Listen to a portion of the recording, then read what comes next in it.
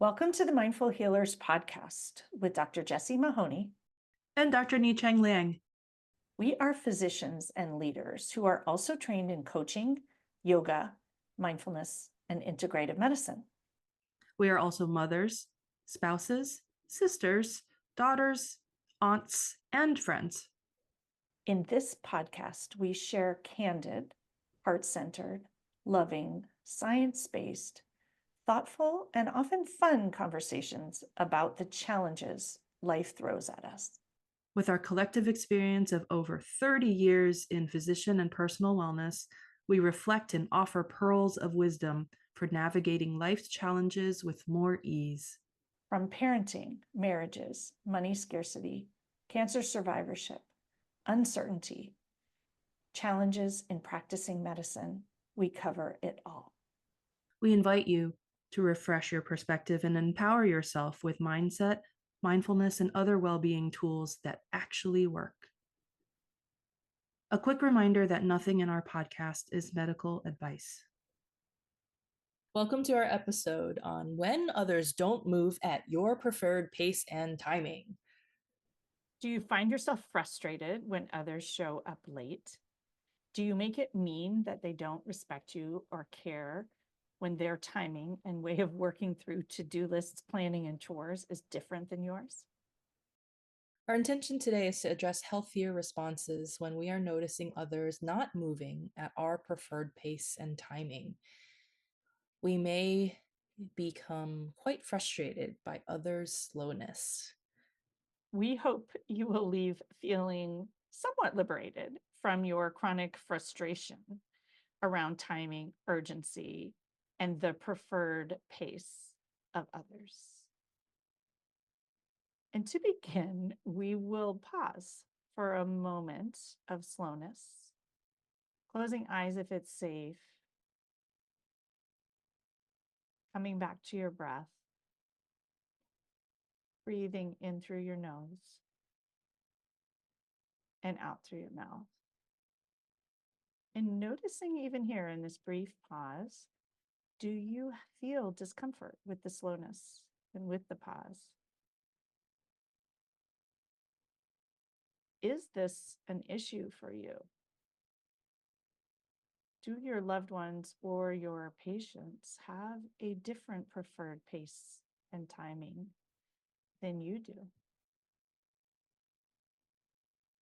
Do you find yourself frustrated often with timing and pace mismatches? Bringing a hand to heart and sending yourself and all those you've found yourself frustrated with a moment of compassion and kindness and love. And perhaps inviting some curiosity. Noticing your nervous system slow down a wee bit with the intention of engaging in this conversation. When you feel ready, you can lower your hands and open your eyes. And we'll jump in. So, the inspiration for this episode came from one of our listeners who happens to be a healer, like many of our other listeners. And this particular healer has also participated in our coaching and mindfulness offerings. And she emailed both of us requesting this topic. And so, if something is arising and you'd like for us to talk about it, please, we encourage you to do that. And your topic might get selected, and we'd love to help address that for you. So we all have different rhythms and preferences and move through the world at a different pace. And many of us are connected or matched with others who move through the world at a different pace. We also potentially have patients or colleagues that move through the world in a different pace. Many of us were taught that there's a right way and a wrong way to do it, to show up on time, to show up late, to show up early, and that there's also a polite and an impolite way to approach pace differences. So we thought we'd talk about this. And I will say that my husband and I have very much of a mismatch of pace. He's very slow and I'm very fast. I like to have lists and plan and move through things. And I think that they should be done in a timely manner.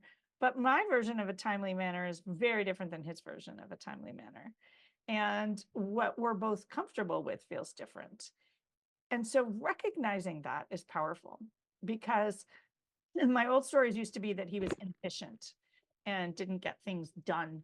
But perhaps it's actually that he just does things on a different schedule.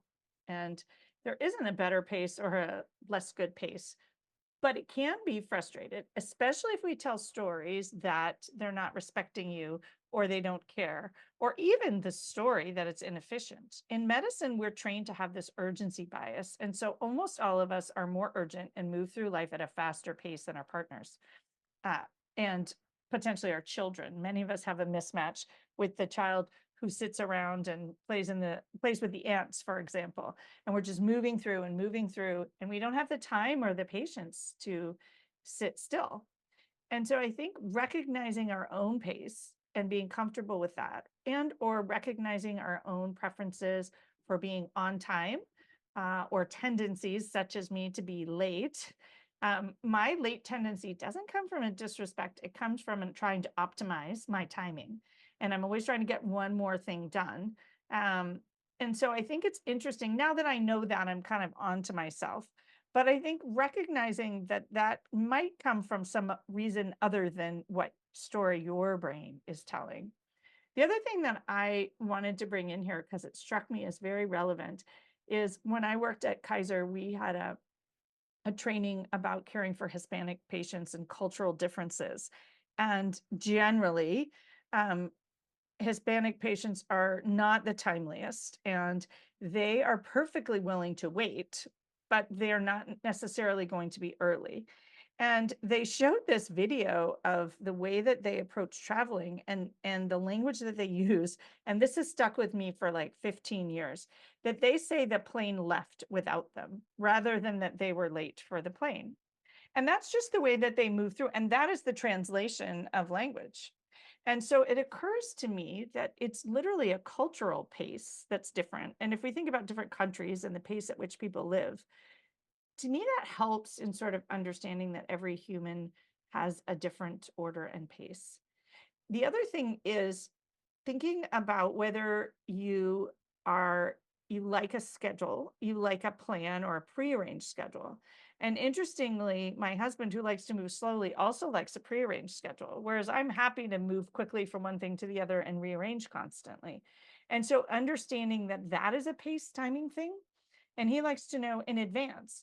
So recognizing who you live with and what their preferences are and what your preferences are. And most importantly, what the stories you tell about those preferences, I think can change that level of frustration. In fact, it can liberate you from frustration. And perhaps with some very specific mindset tools, you can honor your mismatched pace and timing.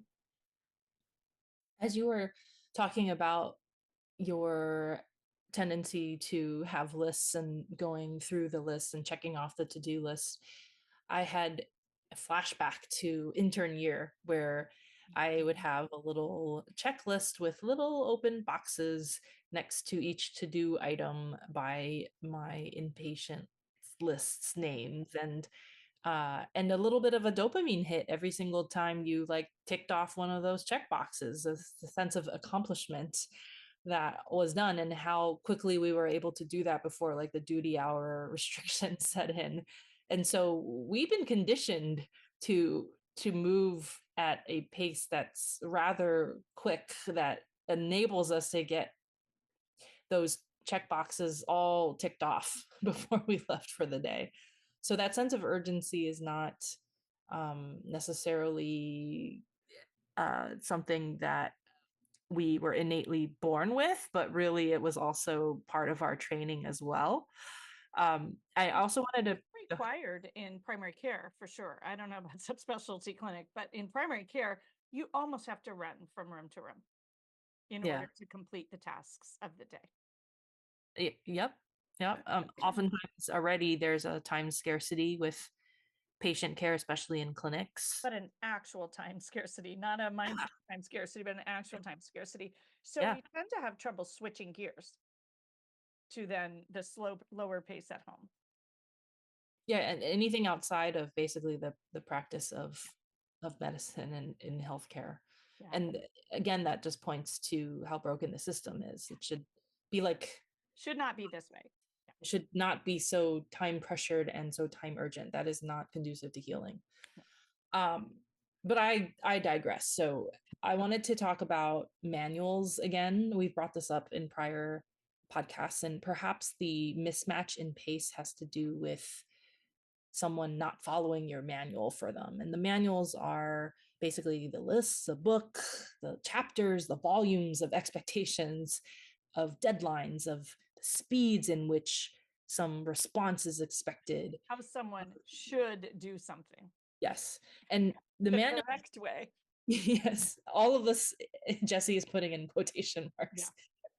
Um, especially for my kids. These manuals come up a lot for my kids, and also vice versa. Like, even as I was typing up this outline for today's podcast episode, which was just a couple of hours ago, my youngest was very clearly communicating to me that I was not following her manual because she wanted me to take her out for a hike this instant, even though it was like the blazing hot sun of midday. And I ultimately did do that. We ended up going to a shady park after I finished some of these notes, but only after I finished writing up the outline because I was like inspired and motivated to do so. So the manuals go both ways, but I noticed them especially arising with my kids. Now I'm much better about noticing when my manual and mismatch of pace and expectations is arising thanks to mindfulness practice and coaching and self-compassion. But where it has arisen for me before has been especially in wanting them to improve in some capacity, like skills in something like sports, another language. For me personally, it's with volleyball and Chinese. But there's been a motto floating around kind of the sports parent world in that you can't want it more than them. I mean, you can feel whatever you feel, you can want it more than them, but really, when that happens, you're actually resisting reality. And that causes undue suffering for you. And probably it reflects upon how you treat your child or whoever it is that's not meeting the expectations written in your manual that they aren't aware exists and therefore don't know the contents of. And so this totally applies to everyone else. And then just a reminder from coaching that has been so helpful for me and remains helpful for me is that we really, truly, as hard as we might try, we cannot control the actions and thoughts of others. And so when you want someone to be any different, when you want someone to reply to an email faster, to do this and to write this draft faster, to move faster or act or respond differently than who they already are, you are actually already resisting reality. Yeah. And that can cause you suffering that potentially is unnecessary and sometimes cause suffering for them too, because it probably, even if you don't intend it to, it probably does in some respects influence the way that you are behaving or treating or responding to them, and therefore potentially jeopardizing or putting the relationship between human and human at risk. And I think remembering that you can accept it and not resist reality and not like it. You cannot like that you have a different pace, or you can acknowledge that it makes you uncomfortable, or you can wish they were different, which is very different than resisting reality. And then you get to choose how you want to move forward. So choosing your own thoughts and reactions. So you can only control your thoughts and reactions and how you choose to move forward. I'm going to put in a couple moments here about patients who arrive late. Now, when I see clinic patients, I try to see them even if they show up late, but ultimately it is a case by case situation. And then there is a hard 15-minute rule. And I feel like the hard 15-minute rule is actually pretty generous because my follow-up patients are given 20-minute slots. And so if they're 15 minutes late and they only have 5 minutes left and I'll still see them, like I still feel like that's actually pretty generous. So even if they break the 15-minute rule, quote unquote, I will try to work them in somehow, especially if there's an acute issue. I know that the patient was sick, or if there was some circumstance outside of their control, with either like a video or a phone call or an add in if there ends up being a no show, or even at the end of the day, if I'm not trying to rush out of clinic to pick up the kids or go to a meeting or something. If they choose to be seen, even with that truncated visit, I also make it clear to the person who's checking them in to set expectations. Because if the next patient coming in shows up on time, it's not fair to that next patient who shows up on time to have their time truncated because the person before them was late. And so I do try to set the expectations in that way, but I will also, of course, always try to help to the extent that I can, that's possible in that truncated visit. I love asking what would love do about late patients because sometimes love would see them. Sometimes love would see them in a truncated visit. Sometimes love would reschedule. And it's love for you and love for that patient and love for all the other patients in the day, because sometimes squeezing them in means that then you're late for everybody else. Mhm. And I think it's a different answer every time. And I think sometimes we want to have this policy that globally applies, but this is where medicine is an art. And so it seems like a crazy question to ask about late patients, but what would love do to me is a very clear guide to help you figure out what to do. If love doesn't feel right, what would kindness do could also work, or what would peace do for everybody?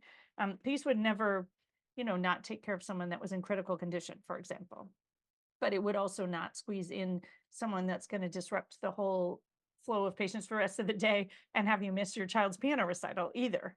And Mhm. so I think it can give you a guide. I also think around late patients that we tell a lot of stories about late patients, and we have a lot of manuals about when patients should arrive and what it means if they don't arrive on time. And so I like with the late patients to be aware of those stories and also potentially bringing in curiosity. We don't know why they're late. We don't know what happened. And or maybe generosity, which is another tenet of mindfulness, which is assume good intent. I would assume that a patient didn't show up late on purpose, for example. Because I think that we often make a late patient mean they don't respect our time. Don't they know how long the visit is? Don't they understand? And point of fact, they probably don't understand, and they probably can't understand, and they probably don't know they have a 15-minute visit, and they didn't know how the parking garage worked, and they don't know a whole lot of other things. And I think with intention, bringing in love, generosity, curiosity, kindness can be really helpful when it comes to the late patient. Yeah, and so assuming positive intent, reminding yourself that that late person, it doesn't even have to be a patient, it just be anyone who shows up for you in a late way, whether it be an email response or a meeting in person. Can you assume positive intent that that person is trying to do the best that they can with the resources and the time that they have, and that it's most likely not about you? And that you are also trying to do the best that you can with the resources that you have and the time that you have. So I thought I'd mention a few tips as we wrap up, which are the first one is noticing, which we talk about in mindfulness all the time, and being aware. And we've talked a lot about noticing the stories and the shoulds about whether people should arrive on time, should arrive early, shouldn't do these things. And so those are the manuals, but I also think noticing your bodily reactions to things is really important. And we haven't talked about that as much here, but it's that mind body. Some people who are feelers like I am, I don't notice the story, but I notice that I have chest pressure, or I notice that I have tension in my chest, or I notice a heart racing, for example. And I think that noticing that reaction can be really helpful, and pausing and breathing, and then noticing what happens when you pause and breathe. Does the physiology change? Because I think that pause gets us out of the reaction and gets us back into an intentional response. How do you want to respond to pace and timing mismatches? Do you want to be frustrated? Is it helping you to be frustrated? What's the impact of the frustration? Or maybe how do you want to feel? And it doesn't have to be, you don't have to love it. You can accept it and not like it. You might want to show up with compassion. You might want to show up with love. You might want to show up with kindness. You might want to show up peaceful. And sometimes peaceful would point out that you don't like that your friend is always late, because I don't think it means that you never speak up. And doesn't mean that you don't have boundaries. It just means that you're thoughtful about it. So a few other thoughts I had were asking the what would love do, which I think is really powerful, around whether it's a friend or a spouse who has a different time course. Maybe it would be to talk about it and say, this is what I need, this is what you need, where can we meet in the middle, if it's a friend, for example. Or you could ask your future self, what would they do about these late patients? Or what would they do about your partner's approach to to-do lists, which might be different than your own, or the fact that even someone walks much slower. If you have one of those children, the pediatrician in me giggles, who just stops to smell the flowers and moves through the world mindfully, we impose our urgency bias and our hurry and our rush and untrain them to be mindful. And that might not be the best course of action either. So asking your future self, would she wish you had paused and slowed down and just smelled the flowers too? Or sometimes she would wish you hurried if you're on the way to your doctor's appointment and you're running late. So I think asking yourself these questions and being mindful and intentional and pausing can be incredibly helpful when you have a mismatch. As always, we like to wrap up our podcast with some reflection questions with you. Is there a circumstance now where you have a preference for someone else to move faster or respond differently? Why do you have that preference? What does it mean if that other person doesn't follow your preference or manual? What if you chose to let things be? Let the timing mismatch exist just as it is. Is there resistance to this? Why? And what would be the worst thing that happened if you let the timing mismatch exist just as it is? Lastly, how might you respond to a timing mismatch with mindfulness and compassion? Thanks for listening today. We hope you will join us for Connect in Nature or one of our other retreats, knowing that practicing mindfulness can be incredibly helpful in noticing your bodily reactions to things and moving forward with mindfulness and intention. And coaching can also help. This person who requested this podcast has done both mindfulness and coaching and has found it helpful. And when this person listens to podcasts, because she's done the work and engaged in the work, she's able to integrate it into her life with much more flow and ease than she would have prior. So a nudge of encouragement to join us in person, join us online, and to reach out and send us your questions. Learning to let go of stories about timing and pacing mismatch or anything else is liberating. It helps you feel light and move forward in the world with more peace and ease. Thanks so much for joining us. We encourage you to dive into the show notes for each episode for more learnings and resources. We also invite you to take a listen to the many other Mindful Healers podcast episodes. And please share the podcast far and wide with colleagues, friends, and family. If our message and approach resonate with you, we would love to work with you. When you listen to a podcast, you consume information, but when you work with us, you can actually practice and change. We offer coaching and mindfulness experiences, talks, workshops, retreats, and more. Connect with us at themindfulhealerspodcast.com. The content of this podcast is not medical or life advice. We invite you to participate in the mindful moments we offer at the end of most of our podcasts, but please only do so safely.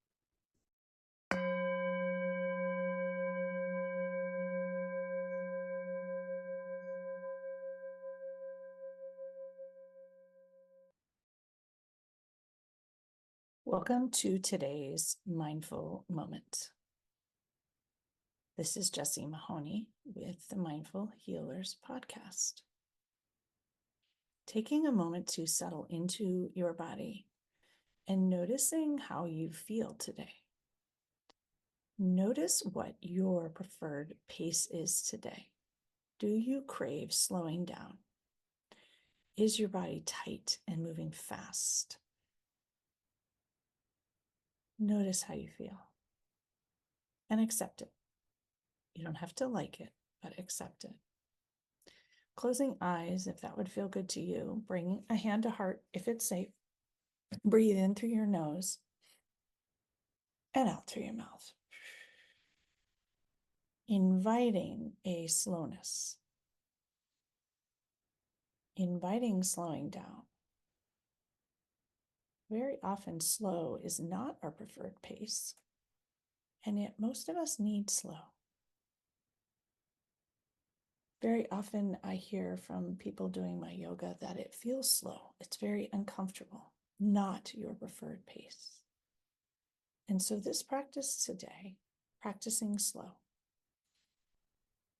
noticing any discomfort, breathe in and out. Nothing to do but breathe out. Breathe in, notice your chest rise underneath your hands, hand on hand, hand on heart. Exhale, release. Breathe in and out.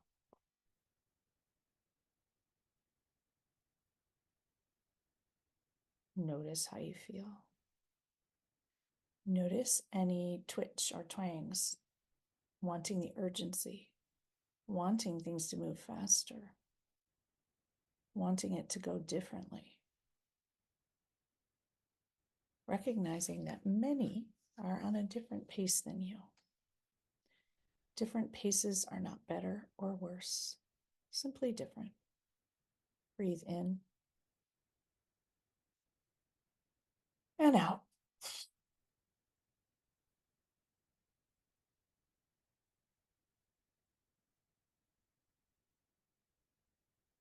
Take a moment. Notice. Enjoy.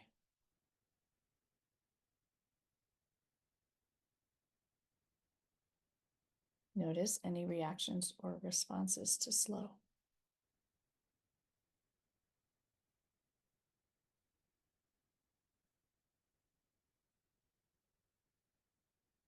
Notice any reactions or responses to that silence. Did your brain wonder when it should be over, when it would be over? What's next? Did I disconnect? Allowing your nervous system to adapt to a different pace. Breathe in through your nose and out through your mouth.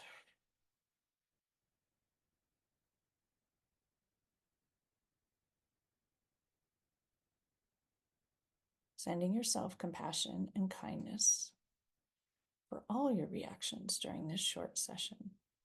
Sending yourself intentional compassion and kindness for all the times your pace was different than others. Recognizing that in general, except perhaps in a code, there is no right pace or right reaction.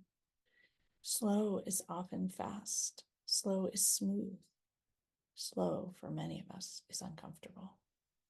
Breathe in once more through your nose, long, deep, nourishing every cell in your body. Exhale, release.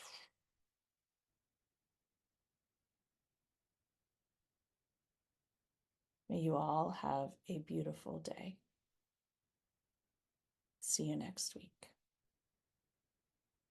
Lower hands, open eyes. Enjoy.